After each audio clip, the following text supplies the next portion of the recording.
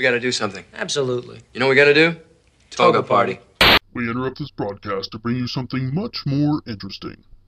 I want you to imagine yourself standing before a door. It is an odd yet inviting door. You unlock this door with the key of your imagination. When you open this door, you find yourself in a strange new world. A world made of horror, adventure, and fantasy. A world that pushes the boundaries of what you know and what you don't. To all those that pass through the door, I bid thee welcome, for you are now in the realm of the Geek Zone.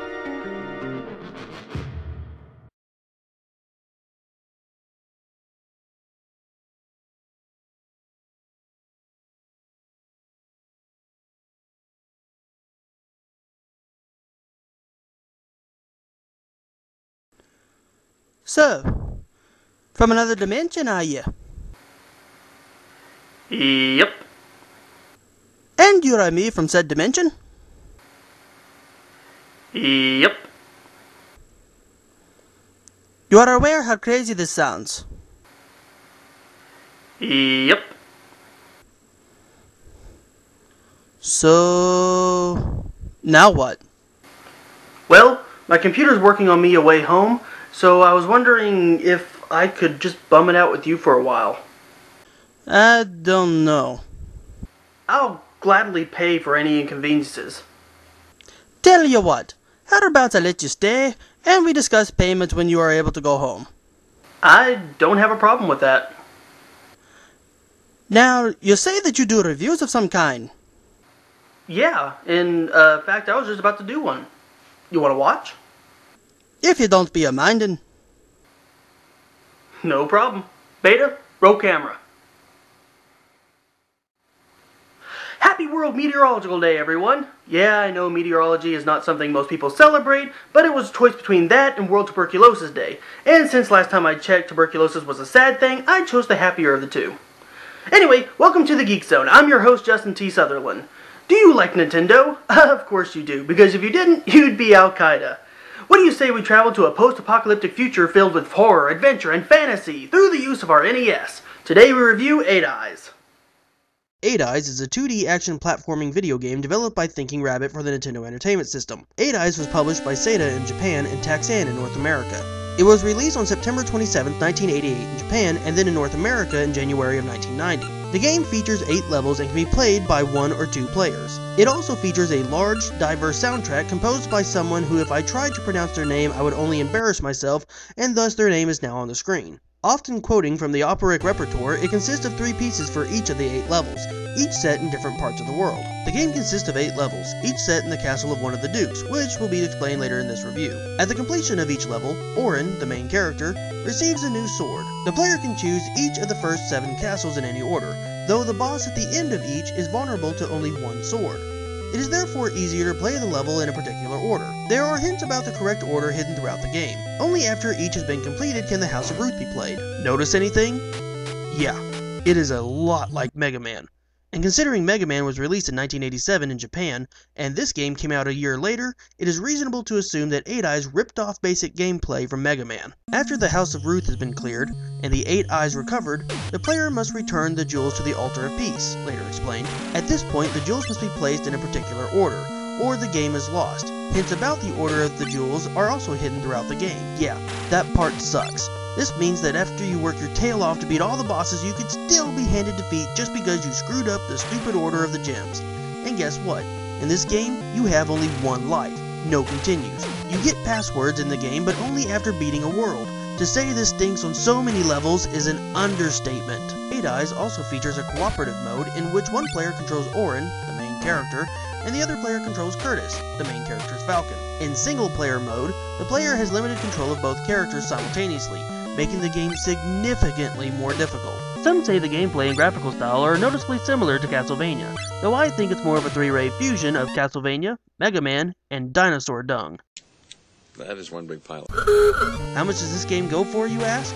Brand new, which means in-box factory sealed, this game can go from $70 to $90. Used with box included, this game can go from $22 to $45. Used without the box included, this game can go from $4 to $6. So if you don't absolutely need the box, you can get this game dirt cheap. But would you want to? Let's find out. The controls are kind of bland, In some parts they feel okay, but in other parts they feel stiff, and then in other parts they feel unresponsive, meaning you're only happy with the controls about 1/3 of the time. But for the most part, controls feel like they do what they're supposed to, so an average score of 3.4 out of 5. The graphics in this game is about par for the NES, though I will admit maybe a little too dim. The colors are bland and dingy.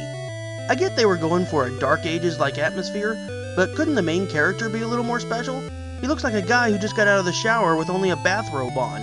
Who does he think he is, Beowulf, going to fight monsters and henchmen naked? The graphics in this game get a 3.1 out of 5, solely because you can see what they were aiming for, but you can also see that they missed their mark. The pick up and play factor is kinda low. When you first select a castle, you're trapped in front of the gate with no obvious way of getting in. It took me the better half of 2 minutes to figure out that there is a stupid little switch you have to throw in order to open the gate, and then you have to go inside. The problem is the switch blends into the background. After that is done, there is a slight learning curve, as going upstairs takes a little bit of getting used to, and so does using items. Overall, this gets a 3.5 out of 5. The replay factor for this game is low. Very low. After playing this, I just didn't see a need to play it again. I guess one of these days I need to sit down and play the fire out of it and beat it just so I can see how it ends. But right off the bat, I have very little motivation to continue. Especially when the bad guys don't even need to make contact with you in order to hurt you, but you have to be almost on top of them to use your sword. Replay factor gets a 1.8 out of 5. The sound in this game is nice. It's one of the only things they did completely right. It fits the appearance, it creates a dark atmosphere, and is just pleasant to listen to. I give sound a 4.8 out of 5. Now for the story. 8 Eyes is set in a post-apocalyptic future. Mankind is recovering from hundreds of years of chaos and nuclear war, and civilization is being rebuilt by the Great King, who harnesses the powers of the 8 jewels. The jewels, known as the 8 Eyes, were formed in the centers of 8 nuclear explosions that came close to destroying the Earth.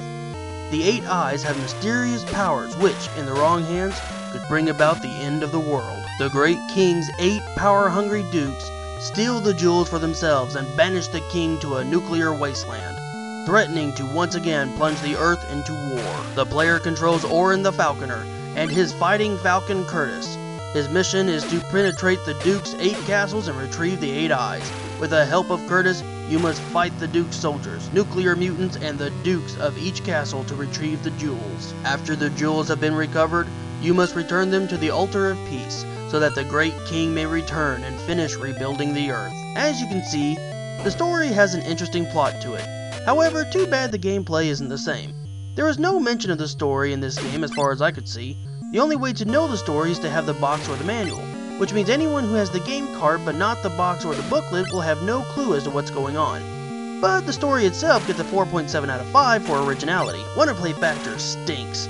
When I see this game sitting on the shelf, unless I'm just in the mood to play it specifically, I have a tendency to pass this one over.